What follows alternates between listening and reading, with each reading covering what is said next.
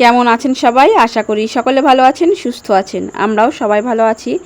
তো আজকে সকাল সকাল আমাদের পুকুরে মাছ ধরা হচ্ছে। তো আমি ভাবলাম এই মাছ ধরার ব্যাপারটা বা মাছ ভাগ হওয়ার ব্যাপারটা আপনাদের সাথে শেয়ার করি।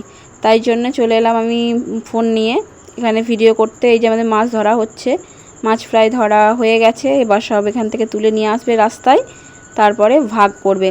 মানে এখানে প্রায় 6-7 জনাকার ভাগ আছে মনে হয়। তো সবাইকার ঠিকঠাক সমান সমান ভাগ করে দেবে, আর যেটা থাকবে সেটা আবার বিক্রি হয়ে যাবে। তো যেটা বিক্রি হবে সেটা দিয়ে আবার পরে মাছ ছাড়া হবে। তো এই যে সব তুলে নিয়ে চলে এসছে, আর এখানে ভাগ বাটরা হচ্ছে। দেখা যাক আমি কতটা পাই, মানে আমাদের আজকে কতটা মাছ ভাগে আসে দেখি। তবে সব থেকে আমার এখন ভালো লাগছে মৌরলা মাছ পেয়েছে। ভাবছি মৌরলা মাছের ঝাল করব বলকে। তো এই যে আমি এখানে মৌরলা মাছ আর এইটুকুনি মাছ আজকে ভাগ পেয়েছি। তো চলুন মাছগুলো আমি ধুয়ে বেছে নিই আগে, তারপরে রান্না বান্না করব। আর এই যে বাছা হয়ে গেছে, ধোয়া হয়ে গেছে, কিছু মাছ আমি ফ্রিজে রেখে দিলাম। আর যে মাছগুলো আমি রান্না করব সেগুলো এখানে নিয়ে নিয়েছি। এখানে আছে মৌরলা মাছগুলো আছে, এগুলো একটু ঝাল করব, বলকে ঝাল, মানে না ভেজে ঝাল করব, মশলা টশলা মাখিয়ে রেখে একটু কষে নিয়ে ঝাল করব। আর ছিল রুই মাছ দিয়ে আলু দিয়ে ঝোল করে নেব, তাহলেই হয়ে যাবে। তো চলুন আমি দেখিয়ে নিই যে বলকের ঝালটা আমি কেমন করি, মৌরলা মাছের বলকের ঝালটা আমি কেমন করি। তো মাছটায় আমি আগে একটু নুন হলুদ একটু মাখিয়ে নিয়েছিলাম, এখন আবার সমস্ত মশলা ভালো করে মাখিয়ে নিচ্ছি।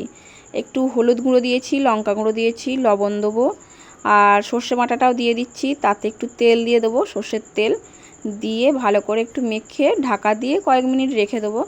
তারপরে কালো জিরে ফোড়ন দেবো কড়াইয়ে তেলের সঙ্গে। তারপরে এটা দিয়ে একটু কষে নিয়ে জল দিয়ে দেবো, তাহলেই হয়ে যাবে। তো চলুন আমি এগুলো মশলাগুলো তো সব দিয়ে দিয়েছি, একটু চামচে করে মাখিয়ে নিই। হাত দেবো না, হাত দিলে হাতটা জ্বালা করবে। তো হাত জ্বালা করার থেকে ভালো আমি চামচে করে একটু মাখিয়ে নিই।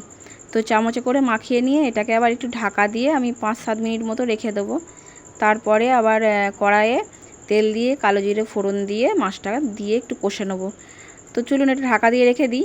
আর ওদিকে আবার আমি রুই মাছটা ভাজতে বসিয়ে দিয়েছি, কারণ এটা আবার আলু দিয়ে একটু ঝোল করে নেবো। কারণ আজকে বলকে মাছের ঝাল হবে আর রুই মাছের ঝোল হবে, ব্যাস তাহলেই এটাই হয়ে যাবে দুপুরের খাওয়া দাওয়া। আর এদিকে কড়াইয়ে আমি তেল দিয়ে কালো জিরে দিয়ে দিয়েছি, এখানে মাছগুলোও দিয়ে দিচ্ছি। তেলটা গরম হয়ে গেছে। আর মাছগুলো দেওয়ার পর কিন্তু বেশি নাড়াচাড়া করা যাবে না, কারণ এই মাছ প্রচণ্ড নরম হয়। তো একটু বেশি নাড়াচাড়া করলে কিন্তু ভেঙে যাবে। তাই খুন্তি করে আলতো খুন্তি করে নিয়ে শুধু একটু এপিট ওপিট করে দিলেই হয়ে যাবে। একটু এপিট ওপিট করে দিয়ে জল দিয়ে দেবো। জল দিয়ে দেবো বলতে যে বাটিতে আমি মশলাটা মেখেছিলাম, মানে এই মাছগুলো মেখেছিলাম, সেই মশলা তো এখনও বাটিতে রয়ে গেছে, সেটা একটু ধুয়ে দিয়ে দেবো, তাহলেই হয়ে যাবে। তো চলুন আমার এই যে দেওয়া খুন্তি করে একটু নাড়া হয়ে গেছে, এপিট ওপিট আমি করে দিয়েছি। এবার ওই বাটিটা ধুয়ে জলটা দিয়ে দেবো। এই যে বাটি ধুয়ে আমি জলটা দিয়ে দিলাম, আর অল্প একটু জল দেবো। জল দিয়ে একটুখানি ফুটবে, গা মাখা হবে, তারপরে নামিয়ে নেব।